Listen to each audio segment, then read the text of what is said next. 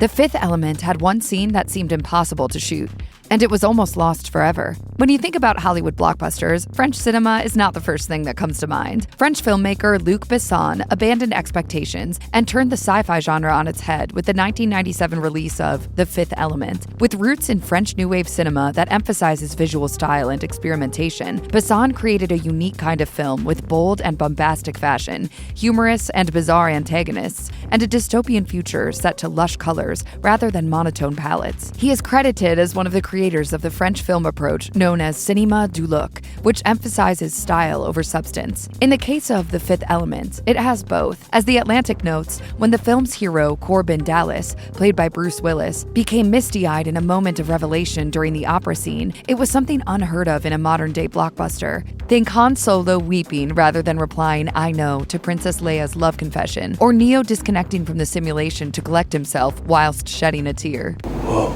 As iconic as the opera scene may have been, it almost didn't make it. An accident on an airplane tarmac nearly eliminated that pivotal scene, which would have put the entire film in jeopardy. This moment in the film is often referred to as the diva scene. The diva, played by Maïwenn Lebesco, is an alien opera singer who carries 4 engraved stones, 4 of the 5 elements, inside her. She gives a moving performance before losing her life. In an article for Entertainment Weekly, members of the film's production crew shared some insights about the powerful scene. First assistant director Chris Carreras explained that it was shot like a concert, describing it as jaw-dropping. You wouldn't think a concert sequence in the middle of an action film would be the most difficult scene to shoot, but as creature design supervisor Nick Dudman said, "We ended up with Maïwenn on 14-inch stilts, wearing a skin-tight foam and latex dress that had to be made in one single piece with no seams. It was nerve-wracking, shooting at night in the opera house, worrying about whether the latex was going to peel off, or if she stepped forward too far in the stilts, would she just scream and disappear into the orchestra pit? There were lots of worries." While they managed to successfully shoot this scene, they weren't in the clear after everything was filmed. Associate producer John Amacarella explained how the movie negatives for the scene had fallen off the airplane and onto the tarmac at LAX. To make matters worse, it was run over by a forklift. The beautiful diva scene was reduced to a mess of film canisters and trash cans,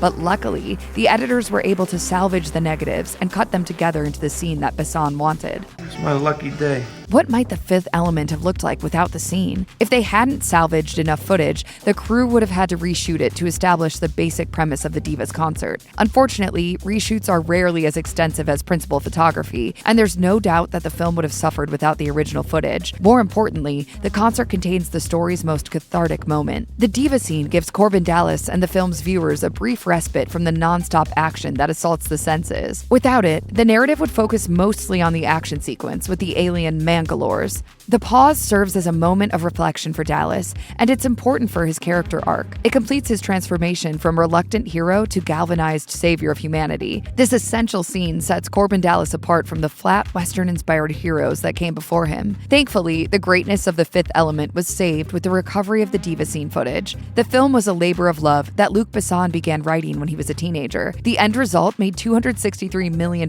worldwide. Not bad for an aspiring teenage screenwriter.